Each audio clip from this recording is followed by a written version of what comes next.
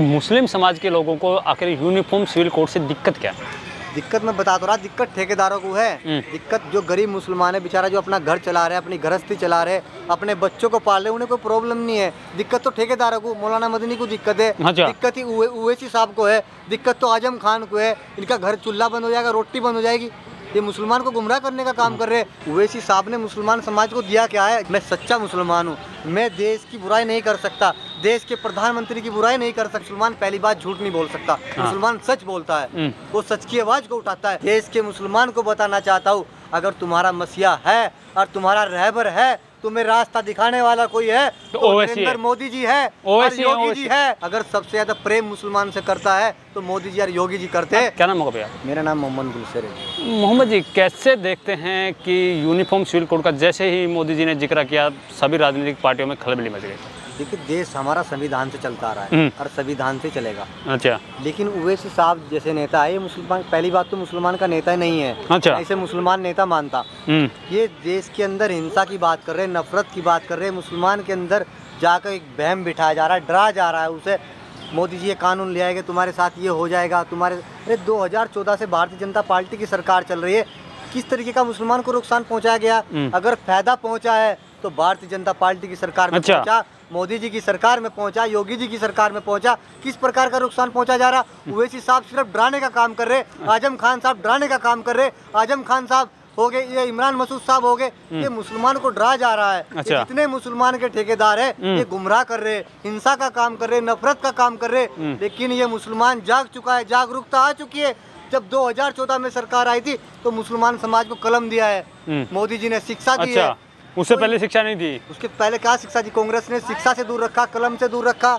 इसको मैं शिक्षा दूंगा, नौकरी का सवाल करेगा, बीटेक करेगा, डॉक्टर बनेगा, तो कांग्रेस कहाँ से देगी? ओवैसी साहब से इतनी नफरत क्यों आपको है? ओवैसी साहब ने मुसलमान समाज को दिया क्या है? जब से 2014 से भारतीय जनता पार्टी की सरकार आई है तो गरीब मुसलमान की जो समस्या थी, घर, लाइट, पानी, जल, अन्न, इसकी समस्या थी, वो मोदी जी ने दूर किया है। आज मुसलमान खुशहाल है।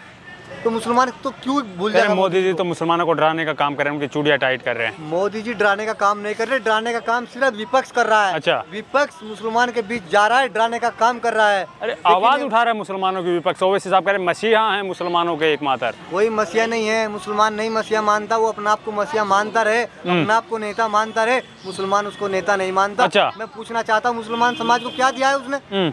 जब कोरोना काल में बीमारी आई, मोदी जी ने कहाँ भेदभाव किया है? यहाँ हिंदुओं को बचाया जाए या क्या ना मुसलमान को मार दिया जाए? उन्होंने कहा हिंदू को, मुसलमान को, सबको बचाने का काम किया है। तो मोदी जी ने किया, कहीं भेदभाव नहीं किया। उन्होंने कहा मंदिर, मस्जिद, गुरुद्वारे में, सारे में जाओ। मोदी जी सिर्फ प्रेम को बढ़ा रहे, हिंसा को खत्म कर रहे, नफरत को खत्म कर रहे।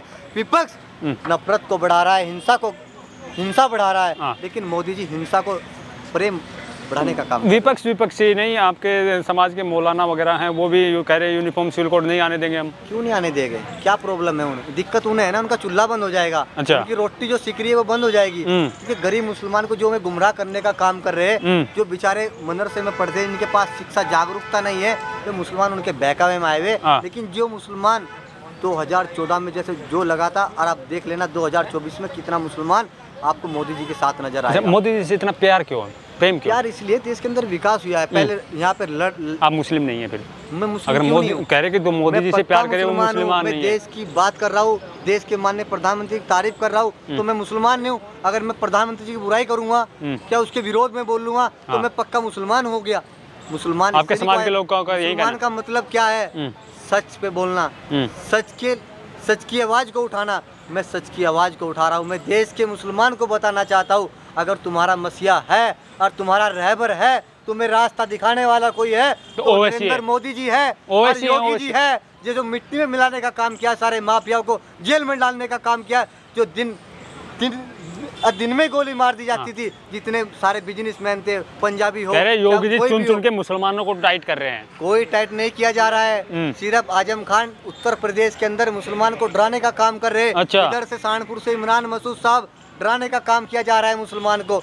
मोदी जी को वोट मत दो, बाबा जी को वोट मत दो। अरे क्यों ना दो भाई? लाइट, जल, पानी, सब कुछ तो हमें बाबा जी ने दिया है, योगी जी ने दिया है, मोदी जी ने दिया है। आज तुम कह रहे वोट ना दो, कह रहे चुन के एनकाउंटर कर रहे हैं बाबा। हाँ तो अच्छा तो कर रहे हैं। माफियाओं को तो ऐसे भेदभाव नहीं कर रहे। विकास दुबे को मिट्टी में मिलाने का काम किया है, अतीक अहमद को मिट्टी मिलाने का काम किया है। योगी जी, मोदी जी कहीं भेदभाव नहीं कर रहे, वे सबका साथ, सबका विकास। अगर सबसे ज्यादा प्रेम मुसलमान से करता है तो मोदी जी और योगी जी करते हैं। आप हर जगह आप मुस्लिम हैं, आप हर बातों पे बोलते हैं। मुस्लिम समाज के लोगों को आखिर यूनिफॉर्म सिविल कोड से दिक्कत क्या है?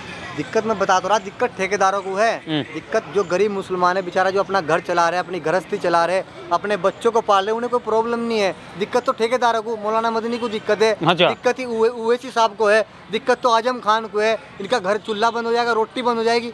ये मुसलमान को गुमराह करने का काम कर रहे हैं। मैं देश के मदनी साहब कौन सी राजनीति करते हो? तो धर्मगुरु हैं, उनको क्यों दिक्कत होगी? किनको? मदनी साहब को। तो फिर वे मुसलमान को क्यों नहीं बताते? इससे कोई आपत्ति नहीं है तो क्यों नहीं मुसलमान के बीच में जाके बता सकते हैं? अगर विकास किया है देश के अंदर, सच्चाई को बताना चाहिए। वो तो मौलाना है, वो तो एक बहुत सच्चे आदमी है, वो तो भक्त आदमी है, उन्हें बताना चाहिए मुसलमान के बीच में जाके क्या अगर लाइट, जल, पानी, रोड, हाईवे इस देश का बताना चाहिए जो विकास हुआ है। मौलाना मदनी साहब को बताना चाहिए। अगर कोई देश का तुम्हारा रहबर है तो मोदी जी है, मोदी जी के पीछे लग कह रहे हैं ये सर अल्लाह की इबादत में झुकेगा, यूनिफॉर्म सिविल कोड के तरह नहीं झुकेगा। देखिए, ईश्वर, प्रभु, भगवान वो एक अलग चीज़ है। देश धर्म से नहीं चलता, किसी धर्म से नहीं चलता। देश संविधान से चलता है, संविधान से चलता आ रहा है। ये किसी धर्म से नहीं चलेगा देश। वो तो कह रहे हैं कुरान से चलेगा। कुरान से कैसे चल जाएगा देश? आप मेरे को बताइए। आप नहीं मानते कुरान को? नहीं, मैं कुरान को मानता हूँ, कुरान को पढ़ता भी हूँ। मैं ज़कात, फितरा, नमाज, हज सब सारे काम करता हूँ जो मुसलमान को करना चाहिए। मैं सच्चा मुसलमान हूँ। मैं देश की बुराई नहीं कर सकता, देश के प्रधानमंत्री की बुराई नहीं कर सकता। उत्तर प्रदेश के अंदर जो बाबा जी है, जो इतना अच्छा काम कर रहे हैं, मैं उनकी बुराई नहीं कर सकता। अगर मैं सच बोल रहा हूँ तो मैं मुसलमान नहीं हूँ। अगर मैं झूठ बोल लूँगा, मुसलमान पहली बात झूठ नहीं बोल सकता। मुसलमान सच बोलता है, वो सच की आवाज़ को उठाता है।